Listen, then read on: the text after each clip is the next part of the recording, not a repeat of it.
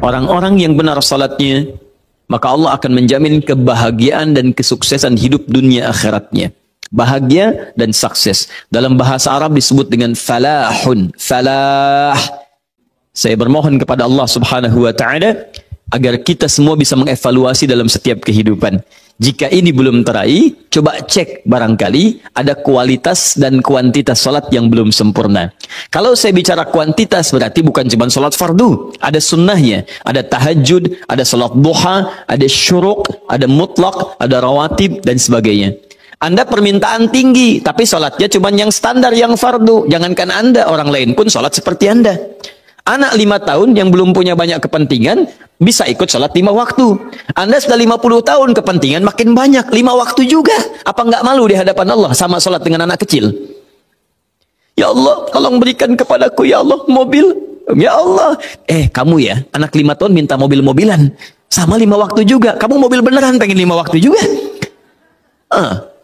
Baik, kalau bicara kualitas, itu artinya 2. Bisa terkait dengan kekhusyuan, atau yang kedua, bisa terkait dengan pemaknaan. Pada yang khusyuk ini telah kita bahas bagaimana caranya khusyuk. Pada pemaknaan bisa kita sampaikan di pertemuan lalu bagaimana cara memahami setiap bacaan dan gerakan salat dari awal sampai berakhir. Hanya persoalannya, ada orang-orang yang mengharapkan lebih dari apa yang telah tadi diutarakan, atau bahkan telah menunaikan yang tadi, belum mendapatkan limpahan seperti yang diharapkan. Maka setelah itulah dihadirkan tuntunan dalam Al-Quran dan Sunnah, amalan pelengkap pasca salat. Ini yang telah kita uraikan di mukaddimah pertemuan lalu. Apa saja amalan-amalan itu? Jika Anda telah menunaikan salat seperti tadi, masih ingin lebih mendapatkan dari apa yang tadi disebutkan, maka apa amalan-amalan yang harus dilakukan pasca salat? Kita telah turunkan di pertemuan lalu, ada setidaknya 6 sampai dengan 7 amalan yang telah kita rinci dari ayat-ayat Al-Quran dan hadis-hadis Nabi SAW. Hari ini kita akan coba urutkan rincian itu, kemudian kita perdalam maknanya. Jangan-jangan selama ini Anda melakukan amalan itu, tapi tidak tahu esensinya. Apa sesungguhnya fungsi amalan itu?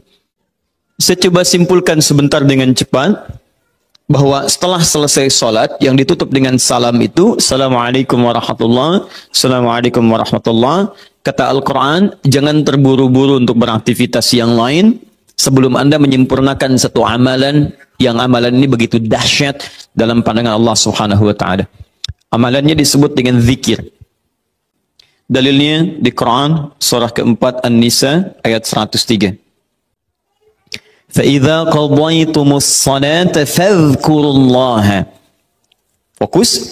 Maka jika Anda telah tuntas mengerjakan salat, segeralah berzikir kepada Allah Subhanahu wa taala. Ingat, amalan pasca salat yang diutamakan apa? Zikir. Saya mau tunjukkan pada Anda satu hal yang sangat mendesak. Kenapa amalan ini begitu sangat ditekankan oleh Al-Quran? Bahkan saking ditekankannya, kata Allah, perhatikan kalimatnya, qiyaman, baik itu sambil berdiri, wa qu'udan, ataupun Anda punya kesempatan lebih lenggang duduk, wa 'ala junubikum, atau bahkan dalam keadaan Anda sedang payah pun untuk duduk atau bahkan berdiri, boleh sambil berbaring. Perhatikan, saking pentingnya amalan zikir ini, itu Al-Quran seakan menghadirkan semua situasi untuk menggunakan amalan ini. Ya, bukan tidak ingin menoleransi, tapi ada sesuatu yang penting di sini. Saking pentingnya seakan-akan kalau dalam bahasa yang lain, tolong jangan tinggalkan ini. Ya, kalau Anda memang buru-buru, harus langsung bangkit pasca salat. Ada yang bahkan setelah salam subuh, Assalamualaikum, Assalamualaikum. Saya harus kejar ke tempat pekerjaan, langsung mau berangkat. Nah, terburu-burunya Anda untuk mengejar pekerjaan itu, tidak menghalangi Anda untuk berzikir. Kalau bisa sambil jalan pun zikir aja, ayo lakukan. Kerjakan amalannya. Kalau Anda senggang, duduk dengan tenang, lakukan. Kalau amalan ini tidak penting, mustahil Anda diminta untuk mengerjakannya, sekalipun dalam pekerjaan yang sifatnya darurat Anda mesti lakukan. Paham sampai sini? Baik. Nah, nanti kita akan lihat apa rahasianya amalan-amalan ini, zikir ini. Kemudian kita nanti akan urutkan seperti pertemuan lalu telah saya turunkan beberapa bagian-bagiannya. Nanti kita akan gali apa esensi dan rahasia di balik kalimat-kalimat zikir yang kita sampaikan itu. Baik, saya percepat. Zikir seperti pertemuan lalu adalah setiap aktivitas yang mampu mengingatkan dan mendekatkan kita dengan Allah Subhanahu wa taala. Jadi ada dua nih. Satu ingat, kedua dekat. Awas, ini selalu menyatu, terkait berkelindan, tidak akan pernah berpisah. Di orang yang ingat Allah pasti memiliki kedekatan dengan Allah. Jelas ya? Baik, jadi kalau cuma ingat tidak membuat dia dekat, ini bermasalah. Ketika seseorang ingat pada Allah, hubungannya menjadi dekat dengan Allah. Ketika menjadi dekat, maka dia akan dipelihara oleh Allah Subhanahu wa taala. Dipelihara dari maksiat dan segala yang menyulitkan dia dalam kehidupannya. Makanya mustahil ada orang berzikir tapi berbuat maksiat kepada Allah. Apa nih? Mereknya Akhir TV. Jangan, itu bir. Oh, pakai bismillah dulu lah, mungkin berkurang dosanya dikit. Enggak bisa.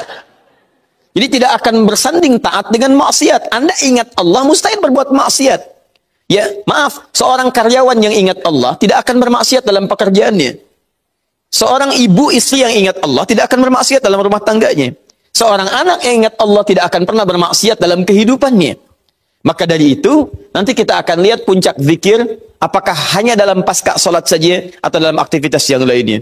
Maka yang pertama, ini akan membantu mengingatkan dia kepada Allah. Yang kedua, membuat hubungannya dekat dengan Allah Subhanahu wa taala. Nah, amalan ini ada setidaknya 6-7 amalan. Hari ini saya janjikan untuk mengurutkan amalan-amalan ini.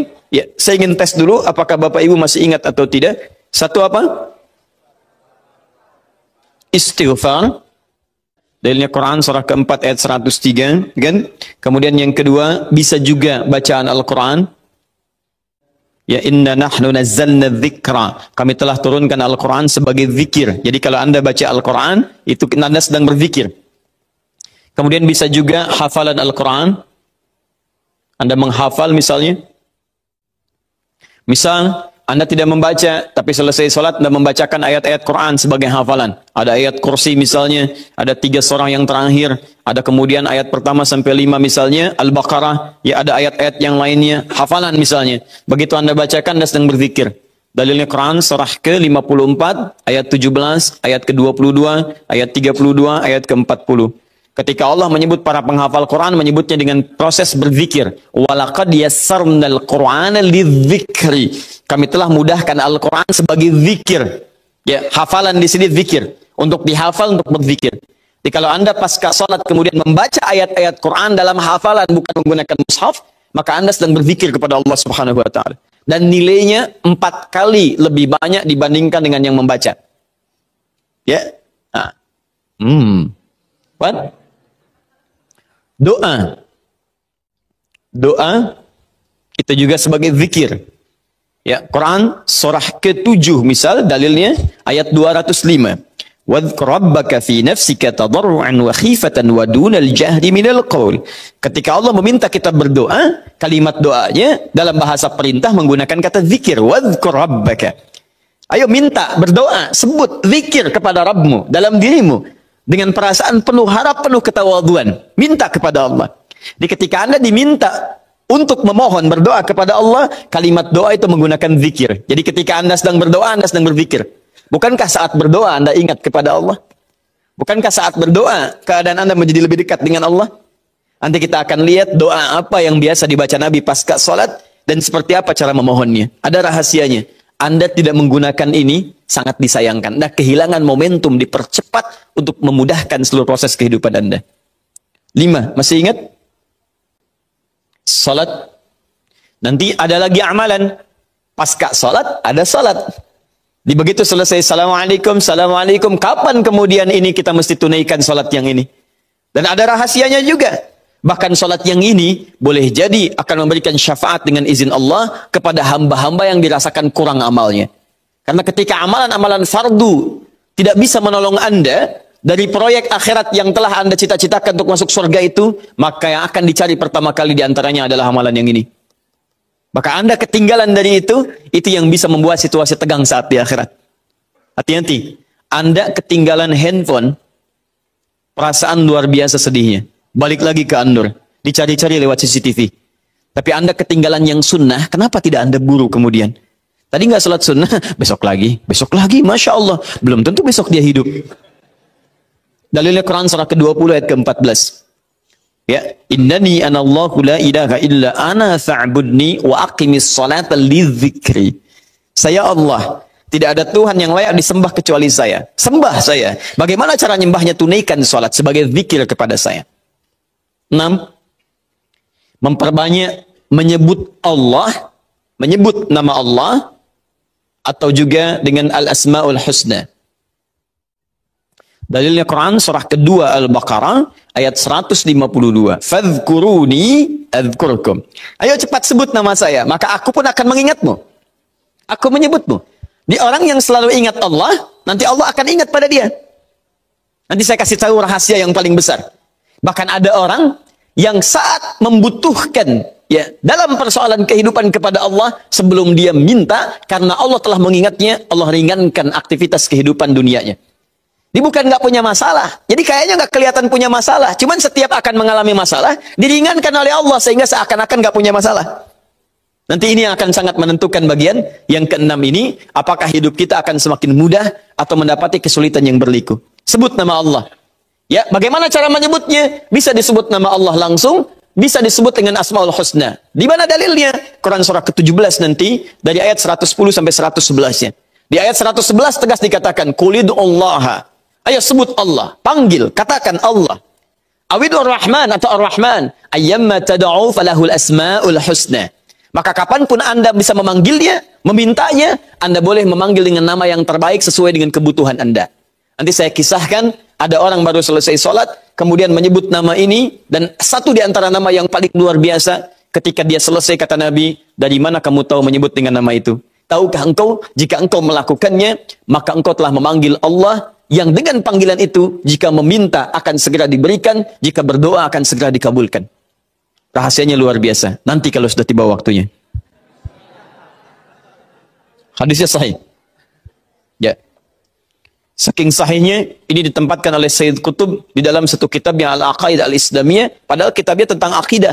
Ketika membahas tentang asma wa sifat, nama-nama Allah subhanahu wa ta'ala. Hadis ini dimasukkan, padahal hadis ini amalan tentang amalan pasca salat. Ketujuh, bagian terakhir, zikir paripurna. Ini amalan pasca salat, disebut dengan zikir, bukan amalan biasa, tapi semua amalan ini akan dibawa kepada seluruh aktivitas hariannya. Bukankah pasca salat ada yang jalan, pasca salat ada yang kerja, pasca salat ada yang makan, pasca salat bahkan ada yang masak, pasca salat ada yang bicara, maka orang yang pasca salat zikirnya itu benar latihan zikirnya, maka makannya adalah makan dengan berzikir kepada Allah. Bicaranya zikir kepada Allah. Jalannya zikir kepada Allah subhanahu wa ta'ala. Nanti saya turunkan ayat-ayatnya, bagaimana orang berjalan sambil zikir. Bagaimana orang kemudian makan zikir. Bagaimana orang bicara zikir. Jangan-jangan selama ini kita hidup 24 jam, tapi aktivitas kita tidak dalam rangka zikir kepada Allah subhanahu wa ta'ala. Nah, dalilnya Quran, surah ketiga Ali Imran, ayat 190 sampai 191. Inna fi khalqis samawati wal ardi wa ikhtilafil laili wan nahari la ayatin liulil.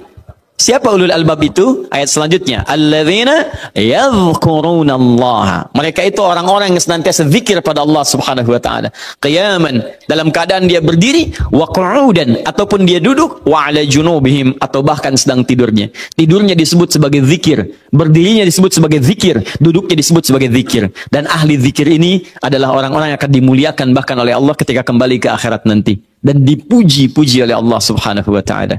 Baik. Tidak cukup dengan amin. Kita mulai dulu pembahasannya. Bagaimana kita mengurutkan amalan ini pasca salat? Itu yang coba kita mulai dalam kesempatan kali ini. Bapak dan Ibu, teman-teman sekalian, sesungguhnya tidak ada urutan spesifik tentang khususnya 6 amalan yang telah kami sebutkan di awal. 1 sampai 6. Mulai istighfar sampai dengan memperbanyak menyebut nama Allah atau al-asma'ul husna. Hadisnya bertebaran. Tidak ada urutan spesifik, tapi ada di antaranya yang sering diamalkan oleh Nabi. Ini yang agak sering dimulai dari ini, dari ini, dari ini, dari ini. Anda memulai dari sisi manapun tidak ada masalah. Tapi kalau memulai dari yang ini, nampaknya dipandang oleh para ulama, itu yang paling utama. Jelas ya? Misal, pasca sholat Anda ingin langsung menyebut nama Allah misalnya. Ya Allah, Ya Rahman, Ya Allah, Ya Al-Fattah, Ya Allah, Ya Al-Malik. Boleh. Anda pasca sholat ingin langsung ngaji. Boleh. Anda pasca sholat misalnya ingin melakukan amalan yang lain, doa, boleh. Tapi di antara sekian yang terurut ini, mana yang sering dikerjakan Nabi, dan itu barangkali pengantar yang paling utama. Jelas sampai sini? Belum saya terangkan yang paling jelas ya? Belum. Kalau sudah jelas ya sudah, saya pulang. Ya. Kenapa hari ini? Baik, istighfar ya, istighfar. Baik, satu, urutan pertama disebutkan dalam hadis riwayat Muslim, nomor hadis 591. Adalah Rasulullah sallallahu alaihi wasallam bima ma'na, begitu selesai beliau menunaikan salatnya, kemudian beliau beristighfar kepada Allah Subhanahu wa taala. Perhatikan kalimatnya, astaghfirullah, astaghfirullah, astaghfirullah. Ini yang paling pendek. Awas, hati-hati kalau membaca memahami hadis, mesti sempurna membaca dan memahaminya. Jangan baca satu hadis langsung disimpulkan. Ingat, para ulama itu adalah dokternya. Para periwayat itu adalah apotekernya atau bagian obatnya. Kalau Anda ingin tahu cara meramu obat, maka datang kepada dokter. Tapi kalau Anda ingin tahu cara mencari-cari obat, tanyakan kepada tukang obat. Para periwayat yang menyampaikan hadis dan semacamnya, itu umumnya tidak menafsirkan hadisnya. Hanya menyampaikan, Nabi pernah mengatakan ini, dan ini. Maka dimunculkanlah kemudian, disaring itu semua oleh para ulama hadis, dimasukkan ke dalam kitab-kitab hadis. Diberi nama dengan nama-nama yang berbeda. Ada al-jami' kalau menghimpun materi-materi umum. Dari mulai persoalan iman, menuntut ilmu, ada persoalan bisnis, kitabut tijarah, ada persoalan pemerintahan, kitabul imarah, dan seterusnya. Kalau Anda mencari tentang hadis-hadis terkait dengan fikih, cari kitab-kitab namanya Sunan. Sunan Abu Daud, Sunan An-Nasai, Sunan Ad-Darimi, ya, dan seterusnya. Itu adalah kitab hadis yang awal mulanya diawali dengan pembahasan fikih. Kitabut Taharah, dalil-dalil tentang persoalan taharah. Air terbagi berapa? Kemudian bagaimana hadis tentang salat dan seterusnya. Itu namanya sunan. Kalau Anda mencari kitab-kitab hadis terkait dengan urutan perawinya, cari namanya musnad. Abu Bakar meriwayatkan berapa hadis? Sayyidah Aisyah berapa hadis? Sehingga dengan hadis-hadis itu saya ingin seperti mereka. Karena hadis yang diriwayatkan oleh orang-orang tertentu menunjukkan banyak aktivitasnya. Kalau ibu ingin tahu misalnya di perempuan terbaik, ibu rumah tangga yang nabawi, yang Qurani, cari hadis-hadis perempuan-perempuan yang pernah meriwayatkan dari Nabi. Siapa di antara mereka? Yang paling utama istri-istri Nabi SAW. Di situ ibu akan temukan bagaimana jadi seorang perempuan terbaik. Seorang anak, seorang istri, seorang ibu, bahkan seorang nenek sekalipun. Kemudian Anda misalnya ingin cari anak misalnya, anak-anak saya bagaimana supaya tumbuh dewasanya bagus. Cari hadis yang diriwayatkan oleh anak-anak. Ada Ibnu Abbas di situ, ada Ibnu Umar di situ. Ibnu Abbas saja ada 2000 hadis. Kitab terkait itu disebut dengan musnad namanya. Di antara yang concern pada bidang ini namanya Imam Ahmad, ya, Ahmad bin Hanbal. Mengarang namanya musnad, Ahmad bin Hanbal. Yang keempat ada mu'jam. Jika Anda ingin mencari urutan-urutan hadis sesuai dengan alfabetisnya, ya, disebut di antaranya ada mu'jam At-Tabrani. Nah, kembali ke sini. Alhamdulillah. Tertuang dalam kitab-kitab hadis, di antaranya Sahih Muslim nomor hadis 591. Hadis-hadis ada yang menyampaikan dengan singkat astaghfirullah, astaghfirullah, astaghfirullah. 3 kali kemudian disebutkan. Jadi ini yang paling singkat. Istighfar, kalimatnya astaghfirullah. Astaghfirullah. Berapa kali? 3 kali. Tapi cara memahaminya, ini yang paling singkat, paling pendek. Jadi kalau sedang buru-buru misalnya, ya, Anda ingin buru-buru setelah selesai itu sambil jalan misalnya, ingin dipercepat bacaannya, silahkan pilih yang ini yang singkat. Astaghfirullah, astaghfirullah, astaghfirullah. Paham? Kalau agak senggang, silahkan tambahkan dengan lebih luas. Astaghfirullahalazim, astaghfirullahalazim, astaghfirullahalazim. Lebih senggang lagi, astaghfirullahalazim, alladzi la ilaha illa huwal hayyul qayyum wa atubu ilaih. Astaghfirullahalazim, alladzi la ilaha illa huwal hayyul qayyum wa atubu ilaih. Paham? Baik, jadi kalau Anda menemukan riwayat yang ini diulang sampai 3 kali, ini yang dimaksud riwayat yang paling standar. Jelas ya? Standar. Jadi kalau selesai salat, Assalamualaikum warahmatullahi, Assalamualaikum warahmatullahi, duduk sebentar, tahan dulu. Apa yang diucapkan? Astagfirullah, astagfirullah, astagfirullah. Selesai? Baik, sekarang yang kedua, masih ingat? Tadi kalau seorang sedang berzikir, maka konsekuensinya dia akan apa terhadap Allah? Ingat. Yang kedua, dekat. Pertanyaan saya, apakah setiap orang yang mengucapkan astagfirullah menjadi ingat kepada Allah? Itu masalahnya. Banyak orang pasca sholat mengatakan astagfirullah, tapi kalimat itu tidak mengingatkan dia dengan Allah. Itu masalah utamanya. Lisan Anda astagfirullah, tapi tangan Anda megang handphone. Pikiran Anda melihat status. Sebagian orang bahkan merespon urusan dunia. Bagaimana istighfar bisa berkorelasi dengan itu semua? Itu masalah utamanya. Jadi semua kalimat ini ketika diucapkan, bingkainya adalah zikir. Mampukah Anda mengucapkan istighfar ini yang langsung mengingatkan Anda dengan Allah Subhanahu wa Ta'ala? Ini poin besarnya. Nah, tahan. Saya berikan rahasia besar dulu di sini. Kenapa Anda mesti mengucapkan kalimat ini? Buka Al-Quran surah ke-71. Surah apa itu? Surah apa? Nuh. Ayat 10. Kalau mau dari ayat 9-nya sampai dengan 13. Nabi Nuh alaihi salam berdakwah kepada umatnya. Berapa tahun? 950 tahun. Masya Allah. 950 tahun berdakwah kepada umatnya. Bahkan dakwanya terang-terangan, juga sembunyi-sembunyi. Pelan dan silent. Ya, ada yang silent, ada yang terang-terangan. Kencang. Ayat 9-nya, "Tsumma 'alantu lahum wa asrartu lahum israra." Aku berdakwah kepada mereka kadang terang-terangan, dengan kencang, sampaikan dengan terang. Tapi kadang juga aku sampaikan dengan pelan, dengan silent. Ada orang-orang yang memang secara pelan aku sampaikan halus, sesuai dengan tipikalnya. Ada yang langsung aku sampaikan keterangannya dengan seterang-terangnya. Tapi tahukah Anda, selama 950 tahun berdakwah itu, yang terang-terangan, yang sembunyi-sembunyi, kalimat pertama apa yang dimintakan Nabi Nuh kepada mereka? Perhatikan ayat 10-nya.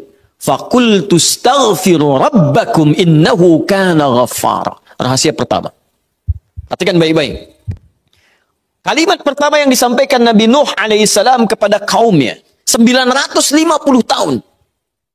Baik terang-terangan, baik dengan sembunyi-sembunyi, pelan-pelan, ataupun jahar. Apa kalimat pertamanya? "Faqultu astaghfiru rabbakum." Aku katakan pada mereka, istighfar kepada Rabbmu. Istighfar, istighfar. Ini. Nah, ketika Nabi Nuh mengatakan, istighfar pada Rabbmu, istighfar pada Rabbmu. Apakah kalimat Qur'annya berhenti sampai sini? Tidak. Teruskan ayatnya. Innahu kana ghaffara. Rahasia istighfar yang pertama, satu. Allah akan turunkan minimal sifat ghaffar kepada hambanya. Nanti kita lihat. Apa itu ghaffar? Belum tentu. Belum tentu. Tidak seperti yang Anda bayangkan. Allah punya sifat ghafir. Tapi kenapa yang muncul ghafar di sini?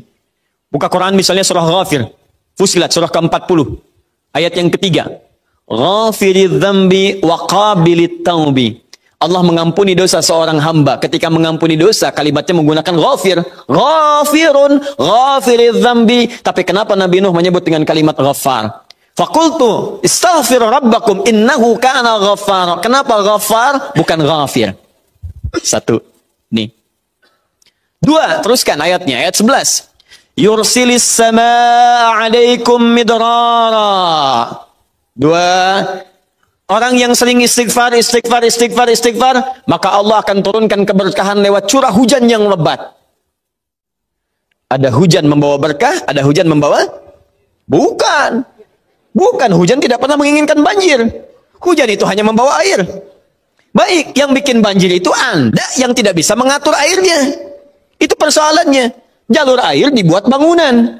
Air itu kan sederhana, dia hanya mencari tempatnya, dia meresap sesuai dengan tempatnya. Cuman Anda tidak menempatkan air sesuai dengan tempatnya. Itu masalahnya. Tapi ini beda. Ketika turun, airnya membawa keberkahan dalam kehidupan. Itu lain. Itu lain. Nanti saya berikan rahasia setelah ini. 3. Teruskan. Wa yumdidkum bi amwalin wa banina. Masya Allah. Ya istighfar, istighfar, istighfar. Ketika kamu istighfarnya benar kepada Allah, wa yumdidkum bi amwalin, maka Allah akan melimpah ruahkan harta benda Anda. Banyak, banyak, banyak. Amwal bukan mal. Wa banina, bahkan keturunan. Allahu akbar. Lihat faedah istighfar. 5. Wa yaj'al lakum jannatin, dan Allah akan limpahkan kepadamu kebun-kebun yang indah. Awas jangan dilihat kebunnya, karena kalau Anda lihat orang-orang Arab pada saat itu, mereka emas sudah banyak, Bu, emas banyak, walaupun masih banyak di Indonesia, ada Mas Asep, Mas Johar, Mas Solia, ya, tapi wujudnya beda, ya, wujudnya beda. Di sana emas banyak, perak banyak, bangunan megah. Tapi yang mereka belum dapatkan itu adalah kenikmatan pemandangan yang elok. Kebun-kebun, ya, isinya ada anggur, bawahnya kemudian ada sungai-sungai. Karena itu orang yang paling kaya di masa-masa dulu, di kalangan-kalangan Arab, adalah orang yang memiliki kebun-kebun yang indah. Kalau cuma emas, yang lain punya. Abu Jahal tuh nggak bangga dengan emasnya. Ya, Abu Lahab tidak bangga dengan emasnya. Apa yang mereka banggakan adalah kedudukan dalam kehidupan dan harta-harta yang seperti yang digambarkan. Tapi semua itu tidak mampu menjadikan mereka sebagai hamba di hadapan Allah Subhanahu wa taala. Poin yang paling besar, kalau disebutkan jannat dalam arti kebun-kebun dalam urusan dunia, itu maksudnya kenyamanan hidup. Masya Allah, sudah mapan, nikmat. Kaya, tenang. Wah, ini hebat banget nih hidupnya. Dosanya diampuni oleh Allah. Kemudian hidupnya berkah, hartanya melimpah, keturunannya juga luar biasa, gitu kan? Setelah itu hidupnya nyaman, mapan dan nikmat. Kurang apa lagi? Antum pilih mana? Kaya tapi gelisah atau miskin tapi tenang? Jangan pilih yang ketiga, saya tidak berikan.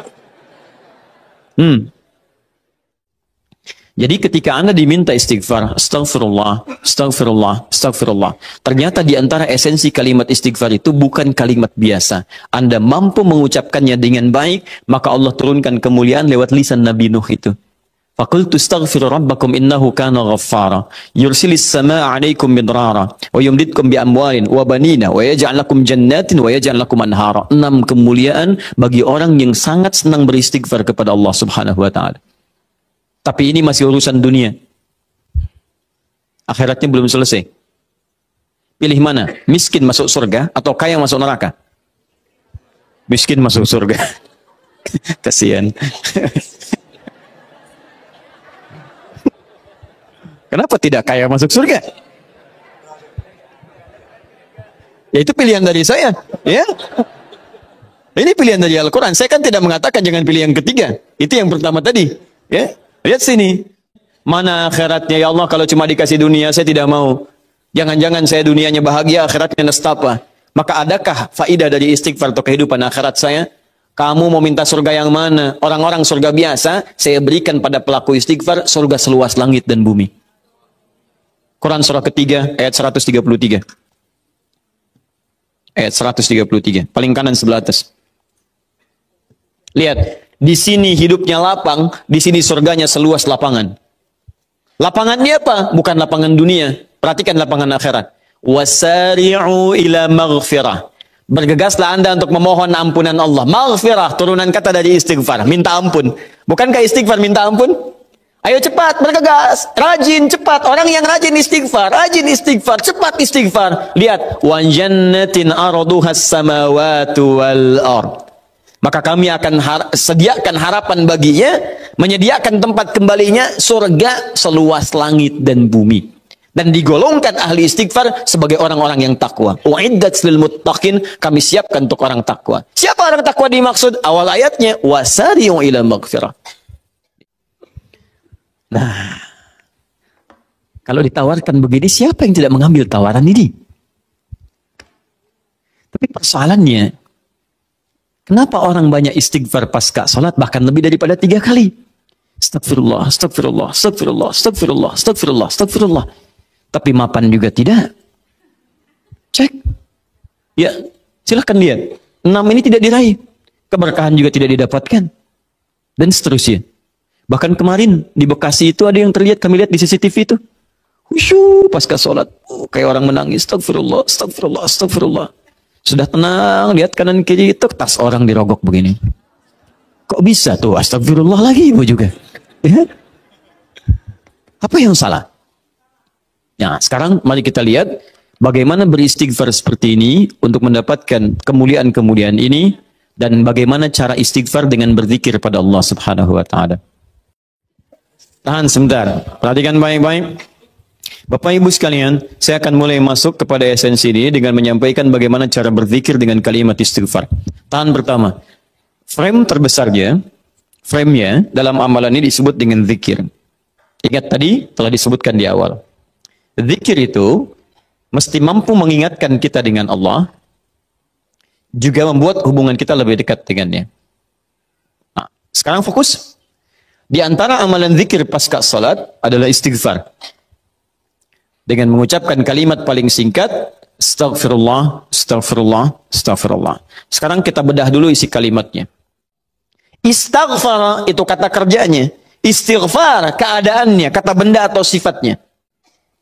Kemudian apa yang diminta? Ghafara, ampunan dari Allah Subhanahu wa taala. Tapi persoalannya dalam bahasa syariat tidak pernah ada kalimat ghafara, yaitu ampunan, kecuali disandingkan atau dilawankan kepada dosa. Ini poinnya. Jadi kalau Anda minta ampunan, Anda harus merasakan apa yang mau diampuni. Dia orang itu mustahil minta ampun kalau tidak ada yang mau diampuni. Paham? Ada seorang ngambil barang, tiba-tiba dipukulin orang lain, mengatakan ampun, ampun, ampun. Kenapa minta ampun? Untuk dihentikan pukulannya. Kenapa dipukul? Karena pernah berbuat salah. Bahasa singkatnya, jika Anda memohon ghufran kepada Allah, ampunan kepada Allah, itu artinya Anda telah berbuat kesalahan atau dosa dalam kehidupan. Jelas? Dosa dalam bahasa Arab disebut dengan dzambun namanya. Dzambun. Kalau dia banyak disebut dengan dzunubun. Dzunubun. Dzunub. Kalau dosanya satu saja, dzambun, maka Allah menurunkan sifat untuk mengampuni satu dosa ini. Anda sebut namanya, minta kepada Allah, maka berpeluang mendapatkan ampunan dari Allah. Apa namanya? Ghafir. Sifat Allah yang mengampuni satu dosa. Ghafir. Turun Quran surah Ghafir. Ya, surah ke-40 itu. Ayat ketiganya, Ghafiridz dzambi. Kata ghafir dipasangkan dengan dzambun. Ghafiridz dzambi wa qabilit taubi. Ketika Anda ingin minta ampun kepada Allah satu dosa, berbuat dosa, astaghfirullah ya Allah, ampuni saya Allah. Allah turunkan sifatnya ghafir, saya ampuni kamu. Saya terima taubatmu. Paham? Tapi ketika dosa Anda berlipat, banyak dosa, mata berdosa, telinga berdosa, lisan berdosa, sampai ke kaki berdosa, maka bukan dzambun namanya, tapi dzunubun. Sifat Allah yang mengampuni aneka dosa dan tidak membiarkan hambanya larut dalam dosa, maka turunlah kemudian yang kedua disebut dengan Ghaffar namanya. Ghaffarun. Maka istighfar ketika Anda mohonkan kepada Allah, dahsyatnya bukan menurunkan sifat yang pertama ghafir, tapi menurunkan sifat yang kedua Ghaffarun. Pertanyaan saya, siapa yang dosanya cuma satu sampai hari ini? Boleh angkat tangan? Ayo, saya pulang. Anda lebih layak kalau cuma satu dosa, lebih layak memberikan tausiah dibanding Adi Hidayat yang banyak dosa. Siapa yang sampai hari ini banyak dosanya? Tidak perlu angkat tangan, saya tahu. Baik. Nah, karena kita merasa banyak dosa, kita merasa banyak berbuat kesalahan, maka bagaimana mungkin kesalahan itu bisa mengantarkan pada cita-cita yang kita harapkan? Baik, saya tanya kepada Anda semua. Misal, mohon maaf teman-teman sekalian, berkah itu terkait erat dengan kemuliaan, mulia, taat. Tidak akan bersanding dengan maksiat. Karena maksiat itu diantara cara memutus pintu rizki dalam hal yang berkah itu maksiat. Jadi kalau seseorang itu berbuat maksiat, keberkahan pada rizki tidak akan datang. Contoh, Anda mau sedekah sekarang, keluar dari sini. Anda temukan 3 orang. Allah. Dia layak kelihatan dari jauh menerima sedekah dari Anda. Sudah Anda siapkan nih 3 juta bahkan. Ya, untuk 3 orang itu. Begitu mau Anda berikan, dari jauh kelihatan duduk, begitu sudah dekat sedang main kartu begini. Tak, tak, tak. Wah, saya menang. Tidak, kamu kurang. Dan seterusnya. Pertanyaan saya, jadi nggak antum sedekah? Tidak. Karena maksiat itu menghambat keberkahan dari rizki yang diturunkan. Nah, sekarang coba cek. Mungkin rizki itu belum datang ke tempat Anda. Ke rumah Anda. Di kehidupan keluarga Anda. Bukan Anda kurang usaha. Tapi Anda kurang mampu membebaskan diri dari maksiat dalam kehidupan.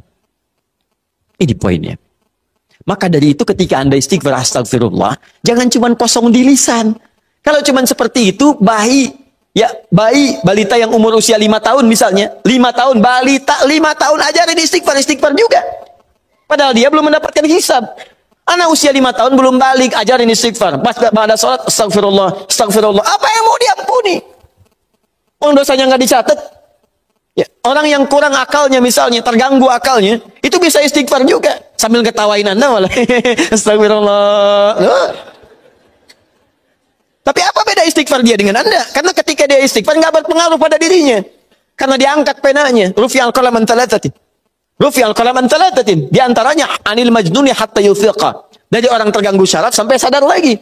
Nah, kita yang sadar ini saat ini, Maka ketika Anda mengucapkan kalimat astaghfirullah, kata para ulama, sambil diingat, itu Anda berbuat dosa apa sampai mengucapkan ini? Sampai minta ampun kepada Allah. Dosa apa yang diperbuat? Maka kalau ingin latihan, coba urutkan dosa dari ujung kepala sampai ujung kaki. Salat yang pertama subuh misalnya. Ya jangan terlalu banyak dulu untuk dosa mata misalnya astagfirullah. Ingat-ingat mata salah apa. Jangan-jangan setiap pandangan yang Anda lakukan, itu belum melahirkan keberkahan. Alhamdulillah. Bisa nggak pandangannya berkah? Ada ayatnya di Quran. Ada orang-orang yang dimuliakan oleh Allah sampai disebut kuat iman. Orang yang kuat iman, yang pandangannya itu berkah. Setiap memandang berkah, berkah, berkah. Bahkan saking berkahnya nyaman dia dalam kehidupannya. Ya, itu ada di Quran surah ke-24. Punya cahaya dia. Ayat 30 sampai 31. 30 untuk laki-laki, 31 untuk perempuan. Wa qul lil mu'minina yaghuddu min absarihim. Katakan pada perempuan laki-laki beriman, setiap lelaki beriman, perhatikan, palingkan pandangannya dari yang tidak baik. Jadi kalau orang zikirnya benar, itu dia akan berpaling dari yang tidak baik. Otomatis Pak, Bu, otomatis. Bahkan yang mirip-mirip pun dengan apa yang ia punya, belum tentu kemudian ia pandang dengan berlama-lama. Ya, misal sendal nih, pulang dari sini, melihat sendal, Anda lupa dengan sendal Anda. Begitu Anda lupa, lihat sendal yang mirip dengan sendal Anda, itu nggak akan langsung ditunjuk. Kayaknya yang itu tuh Pak, yang itu Pak. Mana ini? Iya betul. Sebentar Pak, sebentar saya pastikan dulu. Barangkali bukan punya saya. Oh memang bukan punya saya Pak yang ini. Terus punya Bapak yang mana? Oh, saya baru ingat kesini nggak pakai sendal Pak. Ya. Jadi teman-teman sekalian itu pandangan. Coba berapa kali dalam sehari memandang yang tidak benar? TV, handphone, gambar-gambar, itu kan? Dan seterusnya, baru keluar, memandang dengan cara yang tidak layak. Sama perempuan juga begitu. Bukan kayak 31 untuk perempuan. Wa qul lil mu'minati yaghdudna min absarihinna. Katakan pada perempuan-perempuan yang beriman. Awas hati-hati, perempuan-perempuan yang beriman. Artinya kalau pandangan nggak dijaga, menunjukkan imannya lemah. Ya. Berapa kali ibu banyak memandang hal-hal yang tidak benar? Ya, berapa kali pandangannya melahirkan nafsu? Pandangan di mall dibawa sampai ke rumah. Ya. Papa tahu nggak tadi tuh ada tas bagus banget tuh, pandangan di mall. Dibawa ke rumah. Baik, nggak apa-apa mah, itu bagus. Tapi tas yang sekarang mengantarkan mama ke surga insya Allah. Baik. Tapi kan Pak kalau bawa tas itu ke surga lebih bagus lagi. Pokoknya ada aja lah. Dan sini. Nah, jadi ketika Anda istighfar sambil diingat dosanya. Astagfirullah, astagfirullah, mata. Terus masuk ke lisan, astagfirullah ya Allah. Mungkin dengan lisan ini, maaf orang tua saya pernah menangis. Dengan lisan ini pasangan saya pernah bersedih. Dengan lisan ini tetangga saya pernah kabur dari saya. Dengan lisan ini anak saya pernah menjerit. Dengan lisan ini ya Allah barangkali itu yang menghambat keberkahan dalam kehidupan saya. Astagfirullah, astagfirullah, astagfirullah. Setelah itu dosa Anda, setelah tuntas sampai dengan ujung kaki, dosa Anda pada orang tua. Suami kepada istri. Istri kepada suami. Bagaimana kadang-kadang tidak baik dalam kehidupan rumah tangga. Kepada anak-anak, kepada tetangga. Barangkali, mohon maaf, hal-hal itu yang menghambat pintu kemuliaan dalam bahkan urusan dunia ini yang belum turun. Nah kalau sudah semua sekat dibuka, semua akan turun. Masih ingat tadi? Lihat di Quran surah 3 ayat 133. Teman-teman masih ingat tidak? Surga yang ahli istighfar ini disediakan untuk orang apa? Takwa kan? Jadi kalimat takwa ketika disebutkan di ayat ini, uiddat lil muttaqin, disediakan bagi orang takwa. Bukankah dimulai awal dengan istighfar? Sekarang saya tunjukkan kepada Anda. Kita buat persamaan. Lihat sini. Kita buat persamaan. Istighfar adalah sama dengan amalan ahli takwa. Takwa bisa mengantarkan ke surga. Tapi Anda jangan lupakan bahwa takwa pun membuka semua pintu keberkahan urusan dunia dari langit dan bumi. Takwa persamaannya berkah langit dan bumi. Dari mana mendapatkan persamaan ini? Di Quran surah ke-7. Teman-teman sekalian. Ayat 96. Walau anna ahlal qura amanu wattaqau la fatahna alaihim barakatin minas sama'i wal ardh. Kalaulah kemudian ada orang-orang beriman ahli takwa bertakwa kepada Allah, bahkan satu komplek bertakwa, satu kampung bertakwa, kami buka semua pintu keberkahan di langit dan di bumi. Semua pintu keberkahan. Jadi kalau Allah sudah buka dari manapun dan dimanapun Anda beraktivitas, akan mudah dan nyaman Anda beraktivitas. Di rumah pintu berkah dibuka, nyaman. Di kantor dibuka, nyaman. Di kehidupan sosial dibuka, nyaman. Jadi kalau orang rajin istighfar, astagfirullah, astagfirullah, astagfirullah, maka Masya Allah, dahsyat sekali hasilnya. Jelas? Halo? Jadi caranya yang pertama, awas ini, Kalimat ghafar, rinci dulu. Rinci dosa-dosanya, begitu istighfar, rinci astagfirullah, astagfirullah, astagfirullah, astagfirullah. Jelas? Baik. Kalau sudah nyaman dengan ini, perhatikan baik-baik. Ini ada turunan-turunannya di sini. Di antara turunannya tadi ada curah hujan yang lebat, ya. Nah, maka kalau misalnya di tempat Anda hujan sedang kering, ya, ada kekeringan, jarang turun hujan, coba dicek dulu.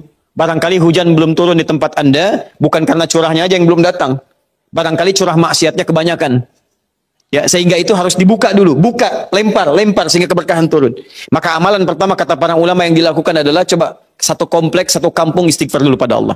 Istighfar, istighfar, istighfar, istighfar, lalu minta kepada Allah dengan kemuliaan, tunaikan salat istisqa, maka turun hujan pada saat itu. Ini poin ini. Demikian yang lainnya.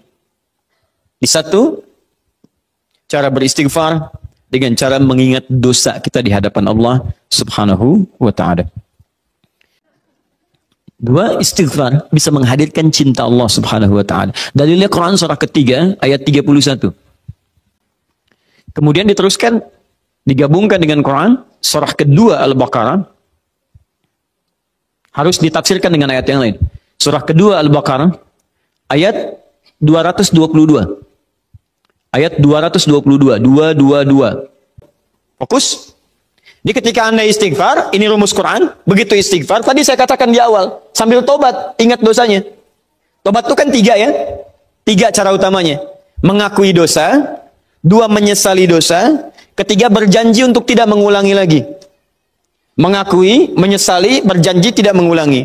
Jadi kalau Anda misalnya bertobat dengan lisan, saat istighfar, astagfirullah, astagfirullah, ingat lisan Anda, akui kapan banyak berbuat salah, sesali. Setelah itu janji kepada Allah, lisan ini tidak akan lagi berkata seperti itu. Tidak gibah lagi, tidak mencela lagi, tidak menggunjing lagi, dan sebagainya. Tutup, selesai. Episodenya berlalu, Anda kemudian ralat, Anda edit film Anda di akhirat nanti ketika ditampilkan, dan ganti dengan aluran yang terbaik. Paham? Tutup. Ketika Anda melakukan itu yang disebut dengan taubat. Maka Allah terima taubatnya. Istighfar yang tanpa taubat, itu hanya akan jadi lip service saja. Di lisan.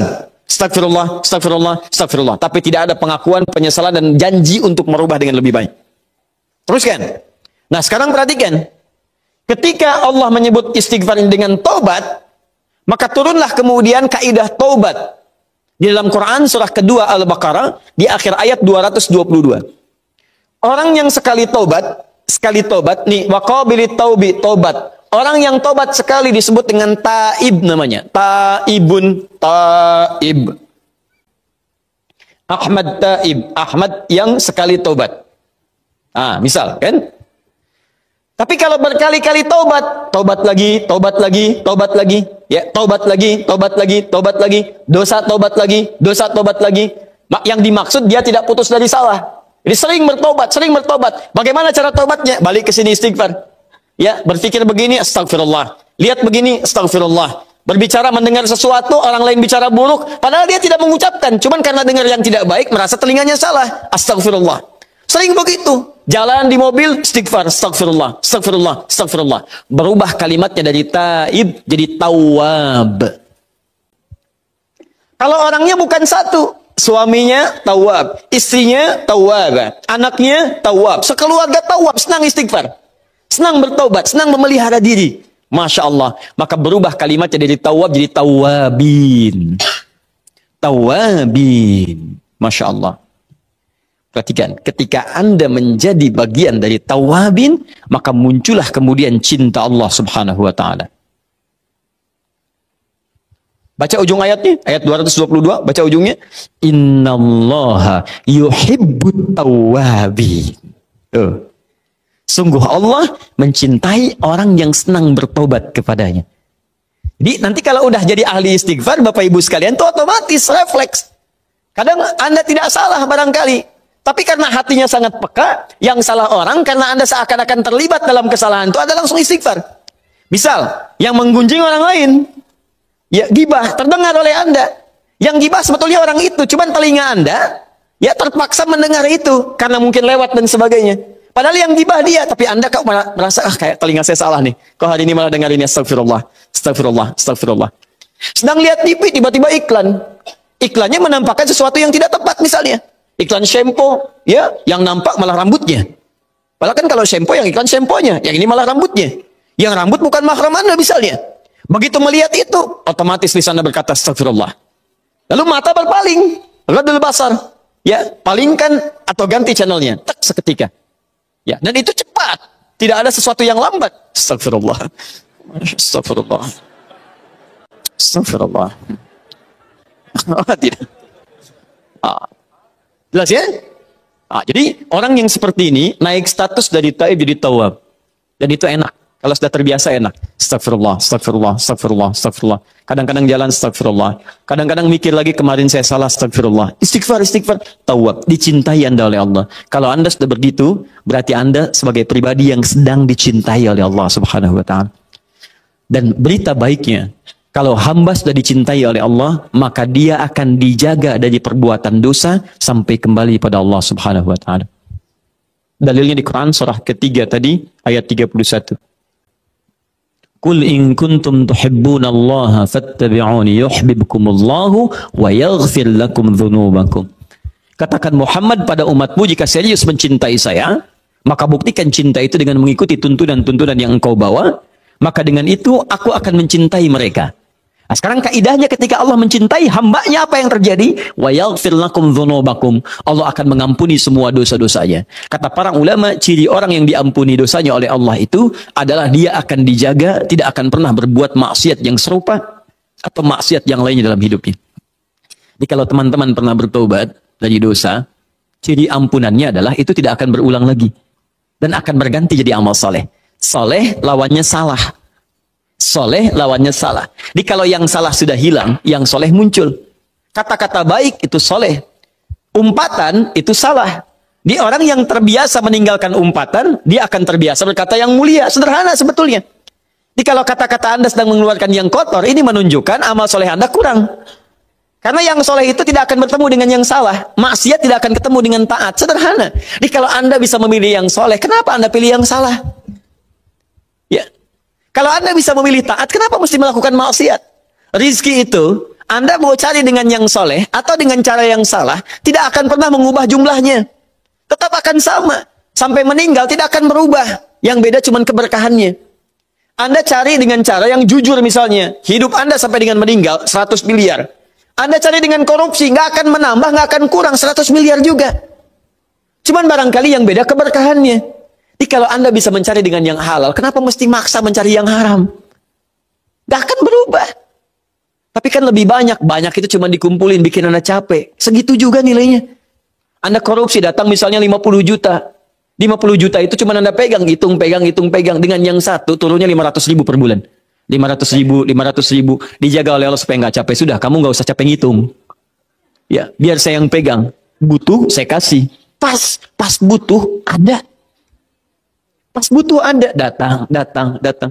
Saya kemarin malam atau awal malam Jumat kemarin saya cerita, ada keluarga penghafal Quran, hamalatul Quran.